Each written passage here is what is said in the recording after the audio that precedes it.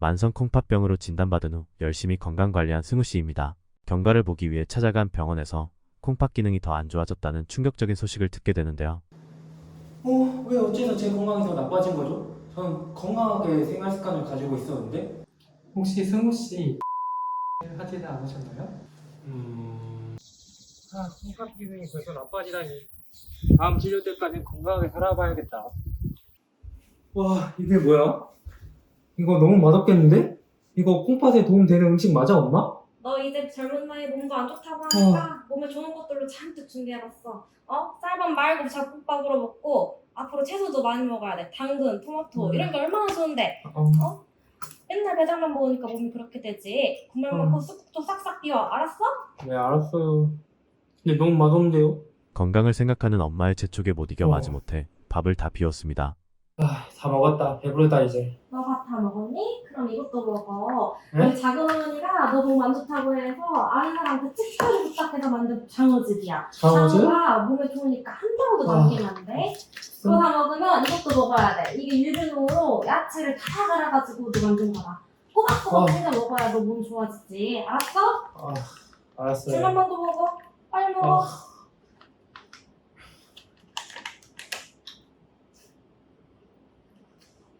알았어.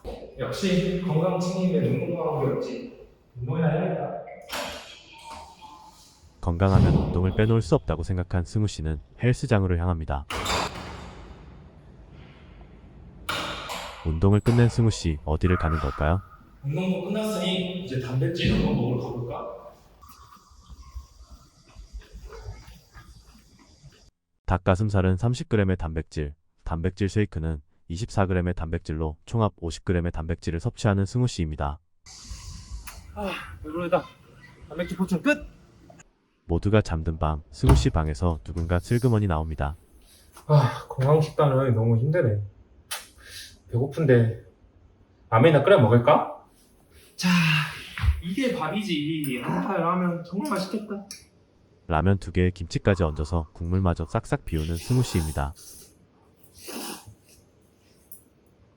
와, 라면 역시 김치지. 과자까지 완벽한 야식을 챙겨 먹은 승우 씨였습니다. 맛있다. 맛없는 건강식단, 야식으로 먹은 라면과 과자, 단백질 섭취, 장어즙, 야채즙 등 건강즙. 과연 무엇이 승우 씨의 콩팥을 망가뜨렸을까요? 승우 씨의 콩팥을 망가뜨린 원인이 무엇일 것 같으세요? 아무래도 밤에 짜게 먹었던 습관이 문제가 됐을 것 같습니다. 네, 물론 밤에 짜게 먹은 것도 중요한 원인이지만 여기 나온 모든 습관들이 콩팥에 좋지 않은 식이 습관입니다. 네, 매우 놀라운데요. 하나하나 살펴보시죠. 굉장히 건강해 보이는 푸릇푸릇한 식단인데 이거는 좋지 않나요? 승우 씨가 아침 식사로 드신 잡곡, 시금치, 버섯, 쑥에는 칼륨이 많이 함유되어 있습니다. 칼륨은 대부분 소변을 통해서 배출되는데 콩팥 기능이 떨어져 있는 만성 콩팥병 환자의 경우 몸속에 과도한 양의 칼륨이 쌓이는 고칼륨 혈증이 발생할 가능성이 높아집니다. 적당한 양의 칼륨은 우리 몸이 기능하기 위해서 꼭 필요하지만 과다하게 칼륨이 쌓이게 되면 심장에 무리가 돼 부정맥이 발생하거나 심한 경우 심장마비가 발생할 수 있기 때문에 만성 콩팥병 환자의 경우 칼륨 섭취를 조절하는 것이 필요합니다. 칼륨은 일반적으로 과일이나 채소에 많이 함유되어 있으며 특히 바나나, 토마토, 키위, 멜론이나 말린 과일, 시금치, 쑥에는 칼륨이 많이 함유되어 있으므로 만성 콩팥병 환자가 피하는 것이 좋습니다. 다만 환자 개개인의 만성 콩팥병 진행 정도에 따라서 저칼륨 시기의 필요성이 다르기 때문에 구체적인 내용은 의사와 상의 후 결정하는 것이 좋습니다. 네, 그렇군요. 한국인 하면 아무래도 즙, 건강식품 빼놓을 수가 없는데 이것도 좋지 않은 습관인가요? 네, 과일즙이나 채소즙의 경우 앞서서 말씀드렸듯이 칼륨 함량이 높아서 만성 콩팥병 환자가 피해야 하는 건강식품 중 하나입니다. 승우 씨의 경우 장어즙을 드셨는데 장어즙의 경우 칼륨과 인산이 많이 함유되어 있습니다. 인산 또한 칼륨과 마찬가지로 만성 콩팥병 환자에서 배설이 감소하여 우리 몸에 과도하게 쌓일 수 있습니다. 그렇게 인산이 과도하게 되면 뼈가 약해지고 혈관이 석회화되어 심뇌관계 질환 발생이 증가될 수 있습니다.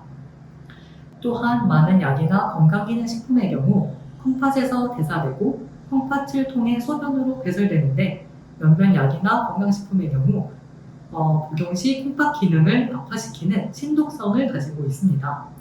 시중에서 판매되는 건강식품의 경우 검증되지 않을 수 있는 다양한 성분을 포함하고 있고 콩팥에 미치는 영향이나 부작용을 알기 어려운 경우가 많습니다. 따라서 이러한 식품을 복용하기 전 의사와 상의 후 복용 여부를 결정하는 것이 중요합니다. 네, 정말 주의해야겠어요. 요즘 헬스하시는 분들 단백질 많이들 섭취하시잖아요. 그래도 단백질을 좀 먹어줘야 하지 않을까요? 물론 콩팥 기능이 좋으신 분들은 너무 과하게 드시지만 않으면 근육 증량에 있어서 단백질은 필수적입니다. 그러나 만성 콩팥병 환자분들의 경우 주의하셔야 하겠습니다. 단백질 대사 산물은 콩팥을 통해서만 제거가 되기 때문에 아무래도 단백질을 많이 먹으면 그만큼 콩팥이 더 일을 많이 해야 합니다. 따라서 하루 단백질 섭취는 체중 1kg당 0.6에서 0.8g 미만으로 드시는 게 좋겠습니다. 예를 들어 70kg의 성인은 하루 50g 정도인 셈입니다. 닭가슴살 100g당 25g, 단백질 쉐이크에 25g 정도 들어있기 때문에 지금 승우 씨는 단백질을 아주 많이 섭취한 셈입니다. 만성 콩팥병 환자들은 단백질이 적당량 포함된 식단을 구성해 보는 것이 좋겠습니다. 네, 정말 주의해야겠습니다. 이건 누구나 안 좋다고 생각하는 점이긴 한데 왜 짜게 먹으면 좋지 않나요? 우선 한국인의 식단에 나트륨이 많이 포함되어 있다는 것은 다들 잘 아실 텐데요. 만성 콩팥병이 없는 분들도 이런 고나트륨 식단을 하면 건강에 좋지 않습니다. 특히 환자분들께서는 더 주의가 필요합니다. 콩팥은 우리 몸의 수분을 배설하는 기관인데요. 안 그래도 콩팥의 기능이 좋지 않은데 나트륨까지 많이 섭취하게 되면 나트륨이 수분이 나가는 것을 붙잡는 역할을 해서 체내의 수분량이 증가하게 됩니다. 그렇게 되면 몸이 붓고 없었던 고혈압이 생기거나 고혈압이 더 악화될 수 있고 심한 경우 폐에 물이 차서 호흡이 힘들어지는 상황이 발생할 수도 있습니다. 따라서 만성 콩팥병 환자분들은 나트륨이 많은 라면, 찌개류 등의 음식은 피하고 되도록이면 저염식을 하는 것이 좋겠습니다. 네, 그러면 나트륨의 하루 적정량은 얼마나 되나요? 네, 하루에 소금 5g 정도가 적정량인데요. 보통 티스푼으로 한 숟가락 정도 됩니다. 생각보다 매우 적은 양인데요. 따라서 국이나 찌개류를 먹을 때는 건더기만 소량 드시거나 반찬은 가능한 싱겁게 먹으시는 것이 좋습니다. 네, 그럼 어떤 식습관이 만성 콩팥병 환자에게 도움이 될까요? 네, 골고루 영양가 있게 먹는 것이 좋겠습니다. 물론 개인마다 콩팥 상태가 다르기 때문에 담당 의사 선생님과 상의하는 것이 가장 좋습니다. 네, 좋은 말씀 감사드립니다. 지금까지 만성 콩팥 질환 환자에게 추천하는 식이습관에 대해서 알아보았습니다. 감사합니다.